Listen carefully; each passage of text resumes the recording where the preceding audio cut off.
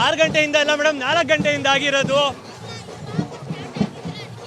ಏನ್ ಹೇಳೋಣ, ನೀವೇ ನೋಡಿ ಹಿಂದೆಗಡೆ ಏನ್ ನಡೀತಾ ಇದೆ ಅಂತ. 4 ವರ್ಷದಿಂದ ವೆಯ್ಟ್ ಮಾಡ್ತಾ ಇದ್ರು ಎಲ್ಲರೂ. ಈ ತರ ಜೋಶು, ಈ ತರ ವೈಭವ್ ಕಾಯ್ತಾ ಇದ್ರು. ಯಾವುದು one of the biggest blockbuster ನಮಗೆ ಬಂದಿರಲಿಲ್ಲ ಸ್ಯಾಂಡಲ್ವುಡ್ ಅಲ್ಲಿ. We are waiting for this moment, we are enjoying it, we are living on it ಅಷ್ಟೇ.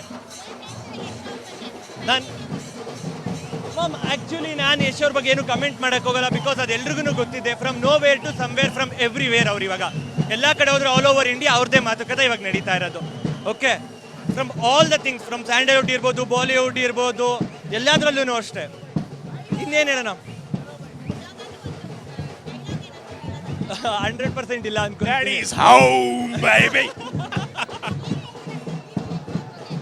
ಇಲ್ಲ, ಏನು ಹೇಳಕ್ಕಿಲ್ಲ. I think he said it all.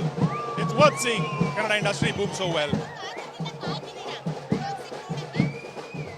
I don't know, many years probably. Almost, yeah. That's why daddy's home.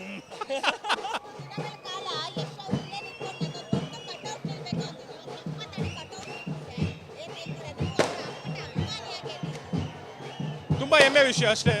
Kannada industry ಇಷ್ಟೊಂದು ಬೆಳೆದಿದೆ, ಇನ್ನೂ ಬೆಳಿಬೇಕು ನನ್ನ ಪ್ರಕಾರ. ಬಟ್ ತುಂಬಾ ಖುಷಿ ಆಗ್ತಿದೆ ಜನರೆಲ್ಲ ನೋಡಿ. His hard work is vision. Thank you. Thanks. ನಮಸ್ಕಾರ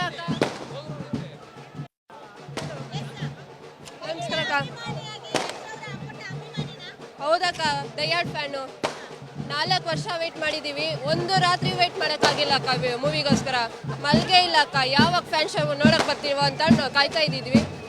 ಈ ಸತಿ ಯುದ್ಧನೇ ಬೇರೆ, ಟಾಕ್ಸಿಕ್ ಹವಾನೇ ಬೇರೆ. ಬಾಸ್, ಇಷ್ಟು ಮಾಡೋಕ್ಕೆ ಅಷ್ಟು ಕಷ್ಟಪಟ್ಟಿದ್ರಿ, ಇನ್ನೂ ಬೇಕಾ ಅನ್ನೋ ಥರ ಮಾಡ್ತಾ ಇದ್ದಾರೆ. ಇನ್ನೂ ಬೇಕಾದ್ರೆ ಮಾಡ್ತೀವಿ ಬ್ರೋ ಅಣ್ಣ. ನಾವು ನನ್ನ ಅಪ್ಪಟ ಅಭಿಮಾನಿ ಅಣ್ಣ ನಿಮಗೆ ಥ್ಯಾಂಕ್ಸ್ ಅಣ್ಣ. ರಾತ್ರಿಯಿಂದ ಇಲ್ಲೇ ಇದ್ದೀನಿ.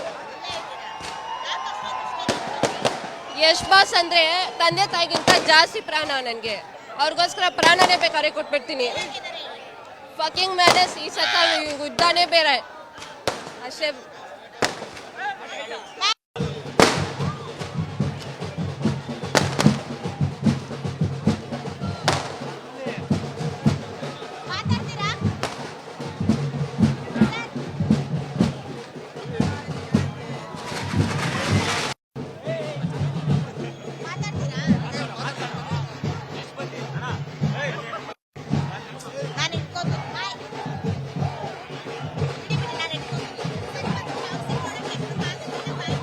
ಅಕ್ಕ, ನಾವು 12 ಗಂಟೆ ಹೊಸೂರಿಂದ ಬಂದಿರೋದು.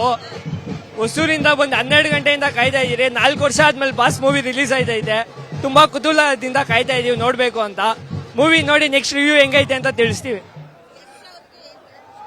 ಅವ್ರಿಗೇನ್ ನಾವೇನ್ ಹೇಳಕ್ಕಾಗುತ್ತೆ ಅಕ್ಕ, ದೊಡ್ಡವ್ರು ಅವರು.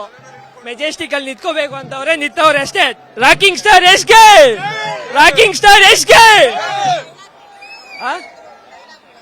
ನಮ್ ಬಾಸು ಯಾರು, ರಾಕಿಂಗ್ ಸ್ಟಾರ್.